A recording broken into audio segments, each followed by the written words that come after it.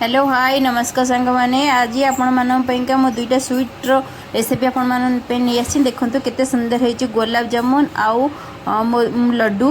देखो केमती प्रिपेरेसन होची। प्रथमे गोटे टसला ने बेला ने गोटे कप पानी पानी देबे देखो तापर चीनी 2 कप देबे सीरा प्रस्तुत पैंका देखो भल भाव मिसई देबे गुड़े देबे आउ जदि आपण पाखे फूड कलर थी तो फूड कलर टिके पकई देबे तो कलर भल कलर आसापेका ये मुझे 10 पीस ब्रेड नहीं माने गोटे पैकेट आउ तार ब्राउनिश साइड रे जो ब्राउनिश अच्छी मुझे काटी पपट देती तो से गुड़ाक रही पितार पितल टेस्ट आसो एवं सब ब्रेड को एबे छोट छोट करके आम ये हाथ में माने काटिदेबा तापर ताकू एभली पूरा छोट छोट कर मिन मिन करदेबा और ताधरे क्षीर अल्प अल्प देबा मु गोटे कप क्षीर नहीं सब क्षीर लगे एवं किछि किछि क्षीर दे माने ताको चकड़ी नबा बहुत बढ़िया डो हो पूरा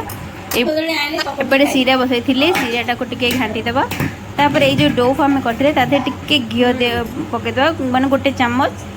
नहले भी चलिबो। देखो सीरा ये आमर हो गलानी प्राय 4टा गुजराती नहीं गुंड करके मु पकई देछि। देखो ये जो डो होता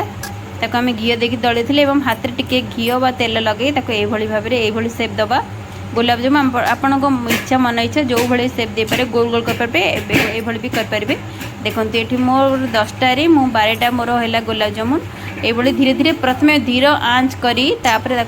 पकेबे एवं धीरे से धीरे मीडियम आंच को छाणिबे ना तो चारिपट पोड़ीज तो मझीटा सीझीबनी ये कलर आसला बंद आप छाणुवे। देखो छाणिकी डायरेक्ट सीरा पकईदेवे एवं टिके ये घाटीदेवे 5-10 मिनट छाड़देवे टिके नरम हाँपाई। देखो केते सुंदर है गुलाब जामुन आउे ड्राई फ्रूट्स जहाँ थी गार्निश करदे ये मुझे सजे देती भल लुकिंग पेका। देखो थे ट्राए करेंगे ब्रेड रे छुआ मैंने समस्त खाए बहुत नरम बहुत टेस्टी और बहुत डिलीशियस होता। देखो केते सुंदर लगुच। चलते देखा लड्डूर रेसिपी लड्डू केमतिका तैयारी करवा।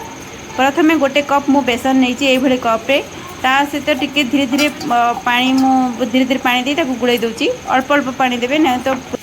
धीरे धीरे पानी दे ये करेंगे बेसी पतला कि बेसी गाढ़ करें। देखो तादर टिके मु फूड कलर पकई देती कलरिंग पिंका आपण पाखे थिले चलो ना तो ना भी चलो कि देले लड्डूर कलरटा बहुत लड्डू भाई देखा। देखो तापर मो सीरा का तैयार कली सीरा देखो गोटे कप पानी रे मो 2 कप चीनी दे ताको सीरा प्रस्तुत करदेबा जमती आग भली करथिले से भली तादर टिके फूड कलर पकईदेबा एवं लास्ट को गुजराती गुंड टिके पकईदेबा। देखो से भली कंसिस्टेंसी आसला पर्यंत आपण करुथिबे एवं एठी तेल बसई मो बुंदी गुड़ाक ये छणारे छाणीदेली आपण पाखे जब अलग किसी थी बुंदीर भल से पेंक आप छाणी पारे ना तो जो छणारे आम नॉर्मली घरे छाणुचे तो से ये छाणीदेबा। देखो कलर भी बढ़िया आसी एवं सबुतक धीरे धीरे कि छाणीदेली एवं तादे चारमगज किसी छाणिकी तादे पकई देती एवं जितक छाणी सबुतक ये सीरा पकई दी घाटी देवा बहुत भल भाव एवं टिके भल टेस्ट पेंका देसी घी टिके थी दी गोटे चामच पकईदेवे और गुड़े देवे तापर ये गोल गोल करके सेप देदेवे। देखो केते सुंदर है मो लड्डू तापर ड्राई फ्रूट जहाँ थी सजेदेवे। यदि आपको कि स्वीट रेसिपी भल लगे लाइक करेंगे भल भल कमेंट देवे और सब्सक्राइब करेंगे।